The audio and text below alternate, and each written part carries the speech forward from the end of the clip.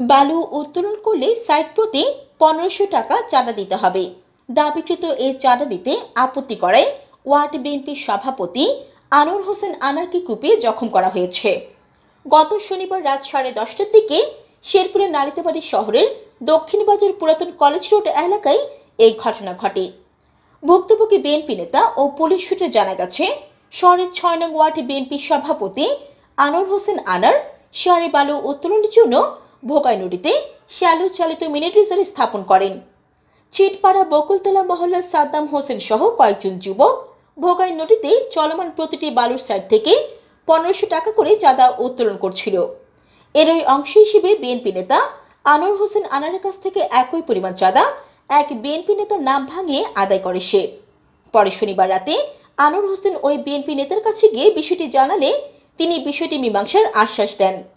এরপর আনোয়ার হোসেন সেখান থেকে চলে আসেন।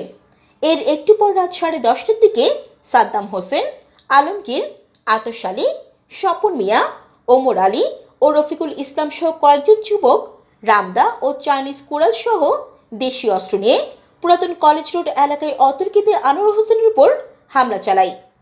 এই সময় এলোপাতাড়ি কুপিয়ে ও পিটিয়ে আনোয়ার হোসেনের মাথা ও পা সহ শরীরের বিভিন্ন স্থানে গুরুতর জখম করে হামলাকারীরা। পরে প্রত্যক্ষদর্শীরা তাকে উদ্ধার করে নালিতাবাড়ী উপজেলা স্বাস্থ্য কমপ্লেক্সে নিয়ে ভর্তি করেন। এই ঘটনায় আনোয়ার হোসেন আনার বাদী হয়ে উল্লেখিত 6 জনের নাম উল্লেখ সহ অজ্ঞাতনামাদের অভিযুক্ত করে রোববার রাতে নালিতাবাড়ী থানায় মামলা দায়ের করেছেন। নালিতাবাড়ী থানার ভারপ্রাপ্ত কর্মকর্তা সানোর হোসেন বিষয়টি নিশ্চিত করে জানান, ওই ঘটনায় 326 ধারা সহ বিভিন্ন ধারায় মামলা গ্রহণ করা হয়েছে। আসামিদের গ্রেফতারের চেষ্টা চলছে। জান্নাতুল আফসানা, চ্যানেল বাংলা।